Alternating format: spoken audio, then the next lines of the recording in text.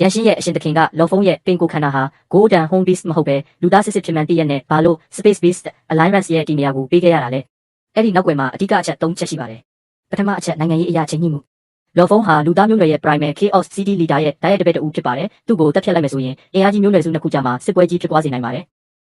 Space Beast Alliance အနေနဲ့မကြောက်ပေမဲ့လည်းအကျိုးမဲ့ပျက်စီးဆုံးရှုံးမှုတွေကိုရှောင်ရှားခြင်းတာကြောင့်ဒီနေရာကိုပေးအပ်လိုက်ခြင်းဖြင့်လူသားမျိုးနွယ်ကိုမျက်နှာသာပေးရရောက်တယ်လို့အပေါ်ရန်ငင်းချမ်းရေးကိုလည်းထိမ့်သိမ်းရရောက်ပါတယ်ဒုတိယအချက်အကျိုးကြောင့်ဆက်ဆက်မှုလော်ဖုံးရဲ့ကံကြမ္မာဟာစကြဝဠာရဲ့အရှင်သခင်ထက်ကျော်လွန်တဲ့အင်အားစုတွေနဲ့ဆက်နွယ်နေပြီးဇော်ရှန်ကဲရဲ့စီမံကိန်းတွေနဲ့လည်းပတ်သက်နေပါတယ်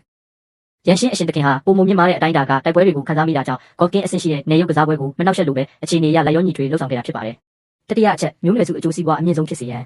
လော်ဖုံးရဲ့ Golden Home Beast ခန္ဓာဟာသွေးသားတန့်စင်မှုမှာရှေးဦးမျိုးနွယ်တွေနဲ့ရှင်နိုင်ပြီးအနာဂတ်မှာ Beast ကောတပါးဖြစ်လာနိုင်တဲ့အလားအလာရှိပါတယ်